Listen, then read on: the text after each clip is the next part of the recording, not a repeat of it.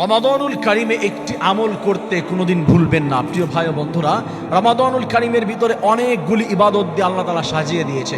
তারাবির সালাত রয়েছে, সাহারি রয়েছে, ইফতার রয়েছে, রোজা রয়েছে, সারাদিনের জিকির আজগার রয়েছে, কোরআন তিলাওয়াত রয়েছে। কিন্তু স্পেশালি একটা ইবাদত আছে যেটা আমরা কখনোই ভুলব না। রাসূল করিম সাল্লাল্লাহু আলাইহি ওয়াসাল্লাম কন্টিনিউয়াসলি এই ইবাদতটি করতেন।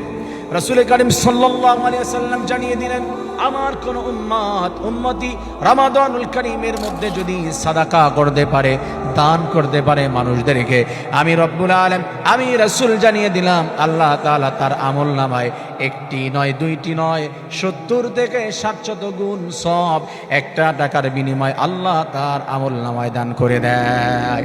প্রতিদিন আমরা একটু হলেও 5 টাকা, 10 টাকা, 2 টাকা যা পারি আমরা সাদাকা করার চেষ্টা করি। প্রিয় ভাই বন্ধুরা, আমাদের রমাদানুল কারীমের ভিতরে ভিক্ষুক একটু বেশি দেখা যায় বিভিন্ন জায়গায়। আপনি এটা দিয়ে মন খারাপ করবেন না, আপনি একটা প্ল্যান করবেন, একটা সাদাকা বক্স বানাবেন, এটার ভিতরে একটা অ্যামাউন্ট রাখবেন যে আপনি সারাদিন যে একসাথে 5,000 টাকা দিয়ে দিলেন বা আপনি কত টাকা দিলেন একটা কাউন্ট করবেন।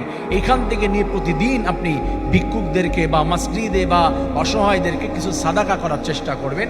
এই আমলটা এতটা ইম্পর্টেন্ট, রব্বুল আলামিন তার হাবিবের মাধ্যমে জানিয়ে দিয়েছেন। যদি কেউ এই আমলটি কন্টিনিউয়াসলি করতে পারে, ত্রুটি বিচ্ছুতি যতটুকু যা আছে ইবাদতের মধ্যে, রোজার মধ্যে, আল্লাহ তাআলা এইগুলো দূর করে দিয়ে পূর্ণতা দান করে দিবে। সুবহানাল্লাহ।